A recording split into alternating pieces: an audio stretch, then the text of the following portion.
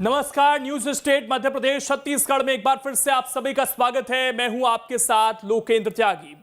केंद्रीय कृषि कानून का विरोध थमने का नाम नहीं ले रहा है। दिल्ली में किसान आंदोलन पर बैठे हैं तो विपक्षी शासित राज्यों में आंदोलन को गर्मी दी जा रही है। छत्तीसगढ़ में कांग्रेस बीजेपी को घेरने के लिए किसान आंदोलन का सहारा ले रही है।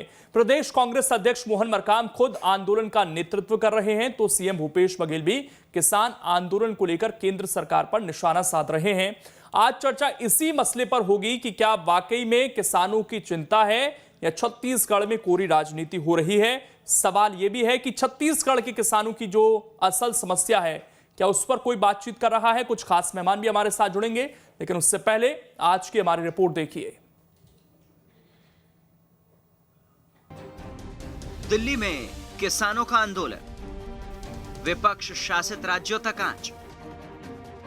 छत्तीसगढ़ में कांग्रेस ने थामी डोर, एक तीर से साध रहे हैं कई निशाने। केंद्रीय कृषि कानून को लेकर दिल्ली में किसान आंदोलनकारी अपनी मांगों को मनवाने के लिए राजधानी की सीमा पर डटे हुए हैं। इसके साथ ही आंदोलन की आग कई राज्यों तक भी जा पहुंची।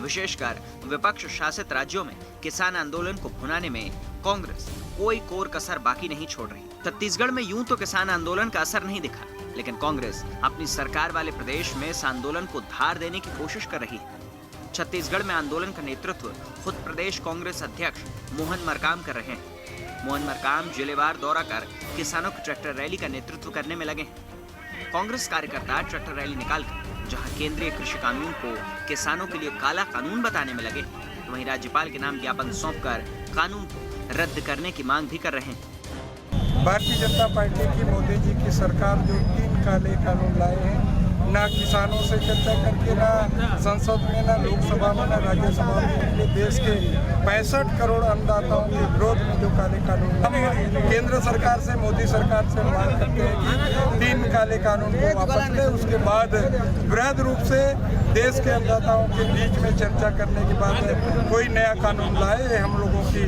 मांग है। केंद्रीय कृषि कानून के समर्थन और किसानों के समर्थन में निकाली जाने वाली ट्रैक्टर रैली में भले ही सरकार का कोई मंत्री हिस्सा नहीं ले रहा है, लेकिन केंद्रीय कृषि कानून को लेकर सरकार केंद्र पर निशाना साधने से नहीं चूक रही। एमएसपी तो हम दे रहे हैं, बल्कि दिल्ली में जो किसान डटे हुए हैं वो एमएसपी मांग रहे हैं। छत्तीसगढ़ में एमएसपी से 95% किसानों का धान खरीदा गया है, ये रिकॉर्ड है। भारतीय जनता पार्टी शासनकाल में कभी इतना नहीं हुआ था।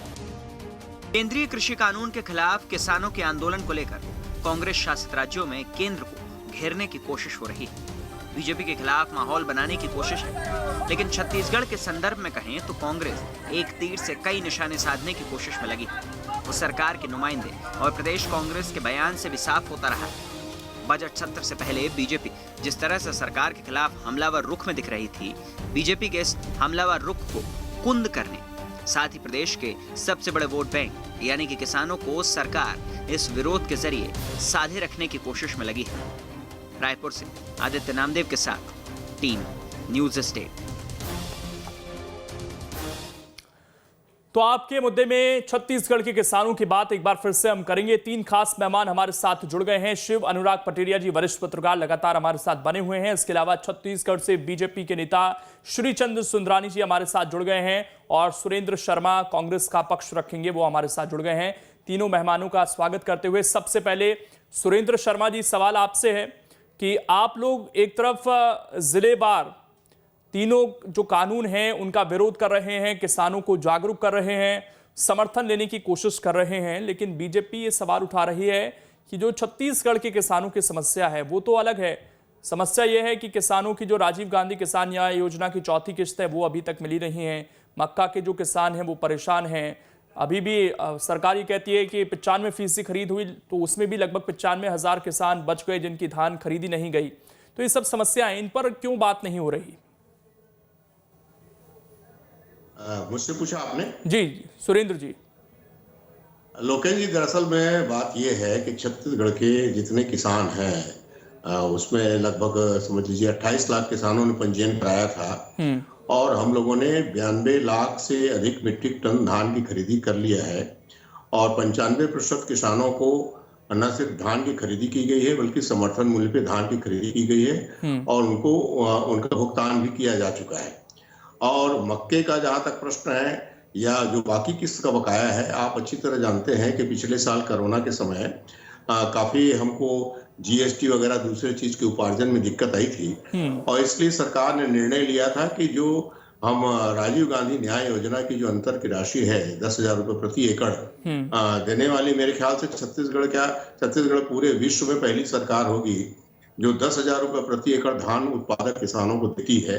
तो इनको हमने 4 किस्तों में देने का निर्णय लिया है, 3 किस्त दिए जाते हैं और चौथा किस्त जो है इस वित्तीय वर्ष के पहले प्राप्त हो जाएगा। आने वाले समय में आर्थिक स्थिति जब छत्तीसगढ़ सरकार की सुधर जाएगी तो इसको किस्तों में देने के बजाय एक किस्त में ही देने का प्रयास किया जाएगा। मैं आपको एक बात बताना चाहता हूँ कि आज जब केंद्र के कानून की वजह से पूरे हिंदुस्तान में किसान आंदोलनरत हैं, किसानों के बीच एक समस्या खड़ी हुई है और बड़ी परेशान हालत में है, 2 महीने 2.5 महीने से दिल्ली को घेरे बैठे हैं। ऐसी स्थिति में छत्तीसगढ़ की सरकार भूपेश बघेल जी के नेतृत्व में किसानों के पक्ष में खड़ी है, किसानों के साथ खड़ी है और इसके वजह से छत्तीसगढ़ का व्यापार भी आगे बढ़ रहा है, छत्तीसगढ़ का उद्योग भी आगे बढ़ रहा है, किसानों के जेब में पैसे हैं, किसान खुश हैं, संतुष्ट हैं और छत्तीसगढ़ की सरकार किसानों के प्रति पूरी सजगता के साथ उनके साथ खड़ी है और खड़ी रहेगी, इस बात को मैं कहना चाहता हूं। ठीक, सुंदरानी जी, 2018 में वैसे एक करारी हार आप लोगों को मिल चुकी है इतने साल सत्ता में रहने के बाद। जिस तरीके से मोहन मरकाम ने मोर्चा संभाला हुआ है, जिलेवार ट्रैक्टर रैली कर रहे हैं, लगातार किसानों के बीच पहुंच रहे हैं, ऐसा तो नहीं है कि बची कुची जो आप लोगों की जमीन बची हुई है, सियासी जमीन की बात मैं कर रहा हूं, वो भी कमजोर ना पड़ जाए?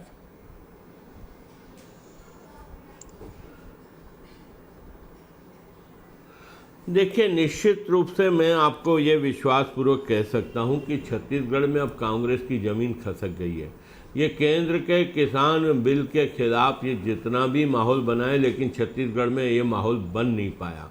किसी भी प्रकार से किसान ये मानने को तैयार नहीं कि मोदी सरकार किसान विरोधी सरकार है या किसानों के लिए जो योजना आई है या जो बिल आया है उससे किसानों को नुकसान होगा, ऐसा किसान मानने को तैयार नहीं है, कितना भी बरगलाने का प्रयास कर लें। बल्कि मैं कह रहा हूँ दूसरी ओर, इन्होंने 92 लाख मेट्रिक टन धान खरीदा है, निश्चित रूप से खरीदा, मैं इस बात को नकारता नहीं, लेकिन आज भी 87,000 करीब किसानों का धान खरीदना बचा हुआ है जो इनको खरीदना चाहिए था। इन्होंने 2 दिन पूर्व ही धान खरीदी बंद कर दी, टारगेट का हवाला देकर, केंद्र सरकार को कोस कर।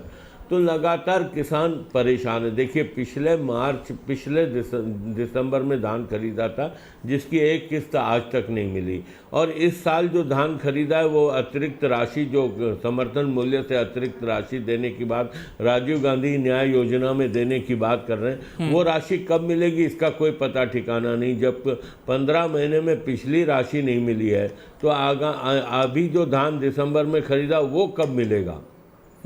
शिव अनुराग, बहुत सारे प्रश्न सरकार के सामने खड़े हैं और ये बात बोलते हैं रिकॉर्ड खरीदी की है। तो मैं तो कहूँगा, मैं तो जिस दिन छत्तीसगढ़ राज्य बना था, पहली सरकार कांग्रेस की थी, 16 लाख मेट्रिक टन का धान उत्पादन होता था। धीरे धीरे डॉक्टर रमन सिंह जी की सरकार ने 2003 के बाद किसानों की दशा सुधारने का काम किया, उत्पादन बढ़ाने का काम किया। लगातार बढ़ते डॉक्टर रमन सिंह जी की सरकार ने 75 लाख मेट्रिक टन पे छोड़ा था। ठीक है, आज वर्षा अच्छी हुई, पैदावार अच्छी हुई, किसानों का रकबा बढ़ा है, किसान काम कर रहे हैं क्योंकि समर्थन मूल्य भी मोदी जी की सरकार ने, मतलब आप ये मानते हैं कि ये जो कानून बने हैं, कांग्रेस चाहे जितना भी प्रचार कर ले लेकिन इसका नुकसान नहीं होगा। शिव अनुराग पटेरिया जी, छत्तीसगढ़ में कांग्रेस ने जिस तरीके से इसे हथियार बनाया है तीनों कृषि कानून को, और जिस तरीके से लगातार ट्रैक्टर मार्च हो रहे हैं, पूरा डेटा अगर हम देखें तो 6 फरवरी को कांग्रेस नेशनल और स्टेट हाईवे चक्का जाम कर चुकी है। 26 जनवरी को कृषि बिल के विरोध में कांग्रेस एक ट्रैक्टर रैली निकाल चुकी है। 23 दिसंबर को टीएस सिंहदेव एक दिन का उपवास रख चुके हैं। लगातार ट्वीट हो रहे हैं। आपको लगता है कि छत्तीसगढ़ में कांग्रेस इस मुद्दे को भुना पाएगी, या जो रियल मुद्दे हैं जिसको बीजेपी उठाती है उस पर बात अभी नहीं हो रही है और उससे ज्यादा इत्तेफाक रखते हैं छत्तीसगढ़ के किसान?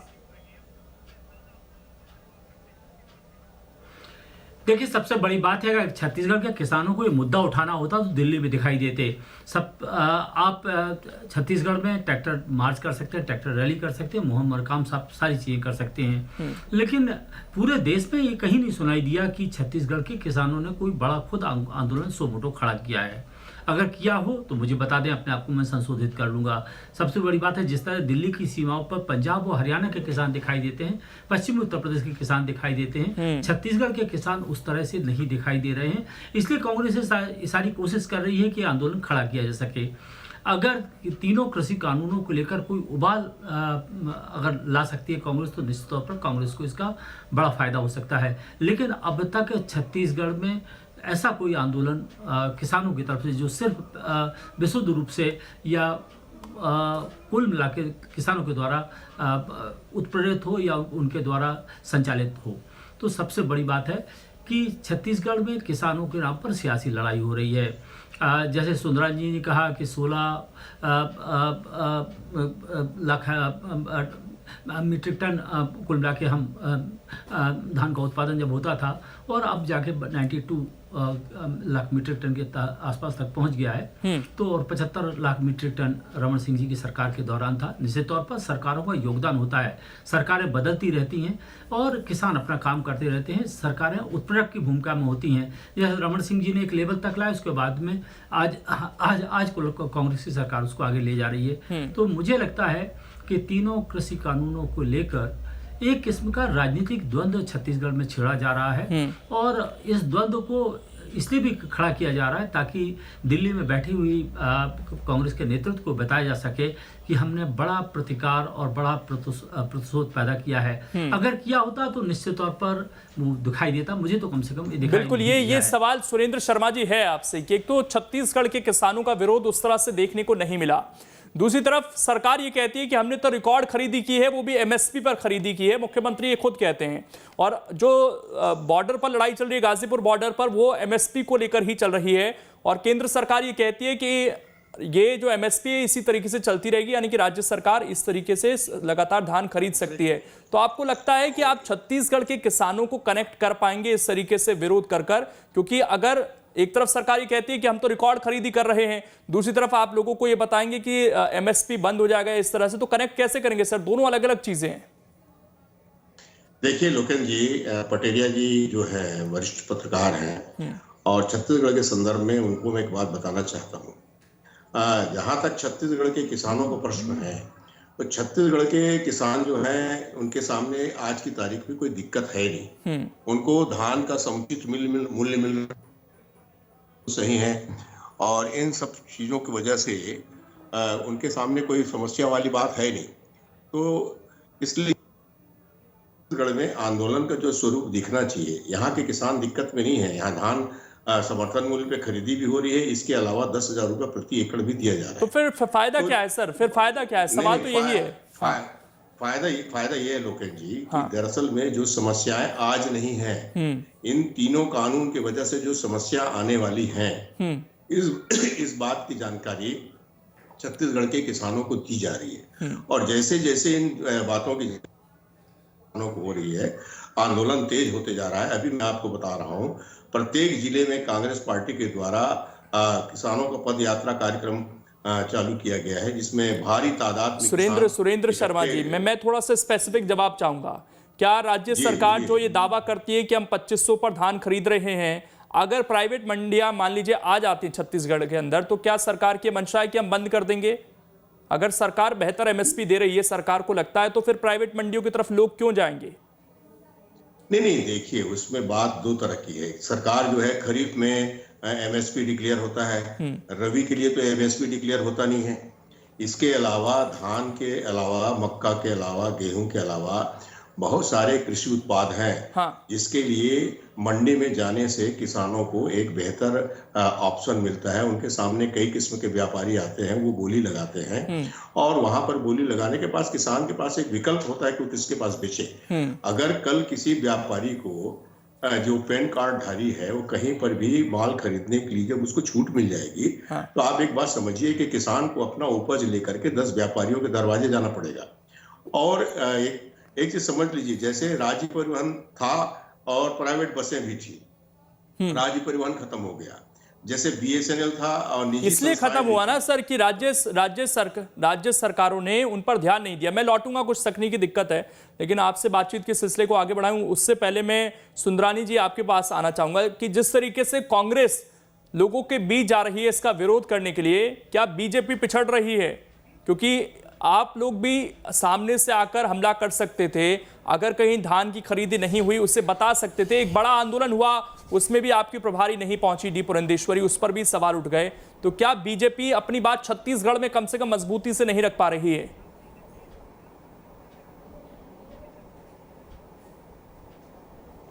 देखिए, हमने 22 जनवरी को एक बड़ा आंदोलन किया किसानों का, जनता के बीच आवाज पहुंचाने का काम किया, सरकार की, राज्य सरकार की विफलताओं को पहुंचाने का काम किया।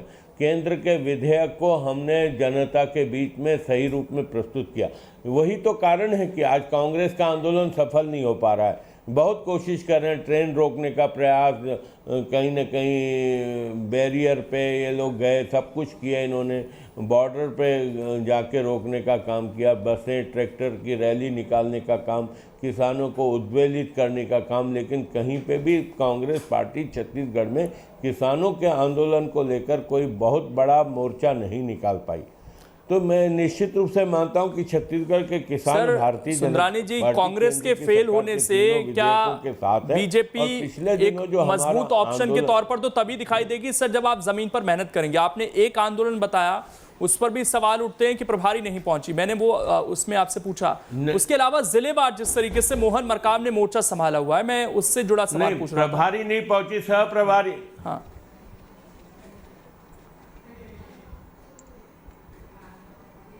नहीं, हमारे भी प्रदेश के नेताओं ने मोर्चा संभाला हुआ है। प्रदेश अध्यक्ष जी हमारे कोविड के शिकार हो गए थे, लेकिन अब वो आ गए हैं मैदान में और लगातार नेता प्रतिपक्ष आदरणीय बृजमोहन जी, आदरणीय डॉक्टर रमन सिंह जी, सारे नेता संभाले हुए। 13 तारीख को एक आंदोलन हुआ किसानों को लेकर, 22 तारीख को दूसरा आंदोलन हुआ। लगातार किसानों की समस्याओं को हम सड़क पे उठा रहे हैं। रायपुर में राजधानी का मैं जिला अध्यक्ष हूँ और 10,000 किसानों का प्रदर्शन राजधानी में हुआ था। अब आप लोगों ने स्वयं दिखाया है उसके फुटेज सारे। ठीक ठीक। शिव अनुराग पटेरिया जी, जब हम छत्तीसगढ़ की बात करते हैं तो धान हम सबके सामने एक बड़ा मुद्दा रहता है, और अब कितना असर इन 3 कानूनों का पड़ेगा ये तो कह पाना भी मुश्किल है, लेकिन धान जरूर प्रभावित करता है सियासत को छत्तीसगढ़ की।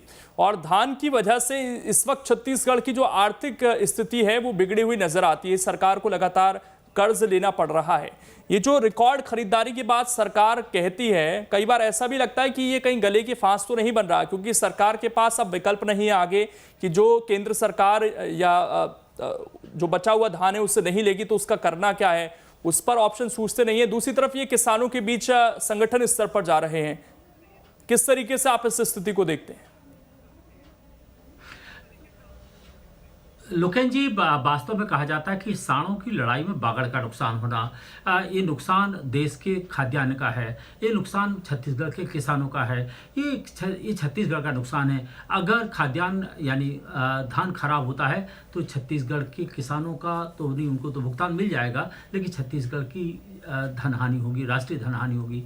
दूसरी सबसे बड़ी बात है कि ब्लेम गेम तो बहुत आसान है, बीजेपी कांग्रेस पर, कांग्रेस बीजेपी पर, लेकिन डे 1 से जब से धान की खरीदी प्रारंभ हुई है, सबसे पहले बारदाने की दिक्कत आई। बारदाने की दिक्कत किसी तरह से सुलझी, पुराने बारदाने को उपयोग किया गया, प्लास्टिक के बारदाने कर लिया गया। अब एक नई समस्या छत्तीसगढ़ के धान को लेकर आ गई है कि पुराने बारदाने में FCI उस धान को ले नहीं रही है। सबसे बड़ी दिक्कत है कि छत्तीसगढ़ में राजनीति की बिसात पर किसान बैठ गया है। अब दोनों दल उसके लिए राजनीतिक तौर पर आगे बढ़ते हुए दिखाई दे रहे हैं। सबसे बड़ी बात है, मुझे लगता है राजनीति और राजनेताओं को ये सवाल इसलिए था पटेरिया जी आपसे, मैं इसमें थोड़ा सा और आपसे जानना चाहूंगा, मैं बाद में सुरेंद्र शर्मा जी के पास भी जाऊंगा, कि ये छत्तीसगढ़ में कांग्रेस कहती है कि MSP पर खरीद होनी चाहिए। राज्य सरकार रिकॉर्ड खरीदारी कर भी रही है, लेकिन उसके बाद स्थिति यह भी आ रही है कि सरकार को अब खुले बाजार में धान बेचने की सोचनी पड़ रही है। तो इससे अच्छा बेहतर यह नहीं होगा कि अगर किसानों को और विकल्प मिल जाएं, क्योंकि सरकार के पास स्टोरेज की क्षमता नहीं है ये जो विरोध करना है केवल कि एमएसपी के नाम पर हमें किसानों को लूटा जाएगा आने वाले समय में, खुद के पास हमारे पास व्यवस्था नहीं है, शायद केंद्र सरकार की भी यही मजबूरी है, इसलिए वो इन चीज़ों को प्राइवेट हाथों में देना चाहती है। देखिए लोकेश जी, दो बातें हैं। एक तो लोगों का भय, जिस तरह बीएसएनएल की दुर्गति हुई उसको लेकर लोग हैरान परेशान हैं। लोगों को लगता है कहीं मंडियों के साथ भी ये व्यवहार हो जाए, तो कहीं ना कहीं हमें लोगों के कंसर्न को एड्रेस करना चाहिए। ये बात बिल्कुल सही है कि जितने ज़्यादा एवेन्यूज खुलेंगे उतना ज़्यादा किसानों को फायदा होगा। अगर कंपटीशन होगा, जैसे सुनील शर्मा जी ने या सुधानी जी किसने कहा था, उन्होंने कहा था जिस तरह बसेस हुआ करती थी, सरकारी बसेस भी प्राइवेट बसेस भी, तो एक कंपटीशन बना रहता था। मुझे लगता है in the age of competition हमें सरकार के साथ साथ निजी क्षेत्र को भी आमंत्रित करना चाहिए। अब दुनिया के तमाम क्षेत्रों में, हिंदुस्तान में, चाहे डिफेंस हो, एविएशन हो, बैंकिंग हो, इंश्योरेंस में, सबको प्राइवेट सेक्टर को लाया जा रहा है। तो राइडर्स के साथ में शक और दिक्कतों को निकालते हुए मुझे लगता है अगर प्राइवेट सेक्टर पार्टिसिपेट करेगा तो सरकार को उन दिक्कतों का सामना नहीं करना पड़ेगा जो चाहे बारदाने से जुड़ी हो, चाहे उपार्जन से जुड़ी हो, चाहे उनका प्रोक्योरमेंट के बाद उनका ट्रांसपोर्टेशन हो। तो मुझे लगता है पार्टनरशिप तो बहुत जरूरी है, लेकिन एक गाइडर्स के साथ में एक राइडर इसके ऊपर होना चाहिए और गाइड भी इस पर होना चाहिए कि आखिर किस तरह से चीजें चलेंगी। सुरेंद्र शर्मा जी, सवाल ये सर कि आप लोग विरोध तो कर रहे हैं, लेकिन एमएसपी पर रिकॉर्ड खरीदी करने के बाद यह भी उतना ही बड़ा सच है कि इस वक्त भूपेश बघेल सरकार की आर्थिक स्थिति बहुत अच्छी नहीं है। आप लोग संभाल नहीं पा रहे हैं। आपने धान खरीद लिया रिकॉर्ड, लेकिन आगे करना क्या है वो नहीं पता। उससे बेहतर होगा कि सर अगर कुछ प्राइवेट पार्टनर्स आएंगे, प्राइवेट लोग आएंगे, तो आप लोगों की दिक्कत कम हो सकती है। आपको नहीं लगता ऐसा? लोकेश जी, देखिए इसी बात को समझने की आवश्यकता है। केंद्र सरकार ने हमको पहले कहा कि 60 लाख मीट्रिक टन चावल हम आपसे उपार्जित कर दें, ठीक, और बाद में उसका अभी तक उन्होंने 24 लाख मीट्रिक टन कर दिया। अब हमारे सामने दिक्कत ये है कि 60 लाख मीट्रिक टन चावल के उपार्जन के लिए 90 लाख मीट्रिक टन धान चाहिए, जिसकी खरीदी छत्तीसगढ़ सरकार ने की। अरे समस्या तो यही आती है ना, जो किसानों के मन में जो चिंता है, आपको बताता हूँ। आपके पास समय है थोड़ा सा? जी जल्दी से बोलिए, जल्दी से। समय है तो मैं आपको बताता हूँ कि अभी किसानों, आलू आपने 50 रुपए 60 रुपए किलो में खरीदा कि नहीं खरीदा, मगर क्या उसका कीमत किसानों को मिला? किसानों को तो 10 ही रुपए मिला ना। तो इससे क्या होगा कि जो प्राइवेट मंडियां आने से हमको कोई आपत्ति नहीं है। सरकार इस बात की गारंटी दे दे कि एक कानून बना दे कि भाई धान या गेहूं या फलाना चीज के कृषि उपज को इससे कम में नहीं खरीदा जाएगा। जो न्यूनतम समर्थन मूल्य है उसको चाहे मंडी खरीदे, चाहे व्यापारी खरीदे, चाहे कोई भी संस्था खरीदे, न्यूनतम समर्थन मूल्य से नीचे खरीदेगा उसको दंडित किया जाएगा। अगर ये प्रावधान कर दें और किसानों को इस बात का आश्वासन दे दें कि आपके कृषि उपज की सीधी बात ये समझ लीजिए, मांग और आपूर्ति का सिद्धांत हर जगह लागू होता है। जिन चीजों का अधिक उत्पादन होगा तो व्यापारी उसको कम कीमत में खरीदेगा। सरकार जिस तरह से जन कल्याणकारी काम करती है कि उसको लाभ हानि का, सरकार लाभ हानि के लिए काम नहीं करती। सरकारी अस्पताल, सरकारी स्कूल या सरकारी बस सेवाएं या जो भी चलती हैं उसके पीछे जन कल्याणकारी। लेकिन सुरेंद्र शर्मा जी, क्या ये भी सही बात है ना सर कि कई बार किसानों को फायदा पहुंचाने के लिए आपने 2500 रुपए रेट तो तय कर दिया, लेकिन ये तय नहीं करा कि छत्तीसगढ़ में चावल की जरूरत कितनी है या देश में चावल की जरूरत कितनी है। आपने 2500 रुपए दिखाया, अधिकांश किसानों ने धान बो दी सर। आपने दूसरी फसल का ऑप्शन देते, उस पर भी बढ़ावा देते तो ज्यादा बेहतर होता। और आपकी भौगोलिक जो परिस्थितियां हैं लोकेश जी, अलग अलग राज्यों के अलग अलग भौगोलिक परिस्थितियां हैं। कश्मीर में केला होता है, कश्मीर में सेब होते हैं, तो केरल में नारियल होता है। छत्तीसगढ़ मैदानी इलाकों में धान की खेती होती है। दो तरफ से मानसून आते हैं, तो बंगाल से भी मानसून आता है, केरल की तरफ से भी मानसून आता है, बम्बई का मानसून आता है। ठीक है सर। तो इसलिए धान उत्पादक क्षेत्र है, हाँ, इसको राष्ट्रीय स्तर पे जरूर किया जा सकता है कि छत्तीसगढ़ और बिहार जो है धान उत्पादन करें, और बाकी राज्यों में जैसे गेहूं अधिक होता है, पंजाब में, उत्तर प्रदेश में इस पर अगर एक समन्वय बनेगा तो ये बहुत अच्छा होगा। और अभी जो स्थिति बन रही है कि सरकार एमएसपी पर रिकॉर्ड खरीदारी भी कर रही है, लेकिन आगे उसको पहुंचा नहीं पा रही है, और तीनों कानून जिसमें यह भी प्रावधान है कि प्राइवेट मंडियां हैं, उसका विरोध भी हो रहा है, क्योंकि एमएसपी की चिंता किसानों को भी है और कांग्रेस पार्टी उसका समर्थन कर रही है। आप सभी का शुक्रिया। सुंदरानी जी, माफी चाहूंगा, आपका लास्ट कमेंट नहीं ले पाऊंगा मैं, समय थोड़ा सा कम है। और फिलहाल छोटे से ब्रेक के लिए आप रुकेंगे, खबरें लगातार जारी हैं।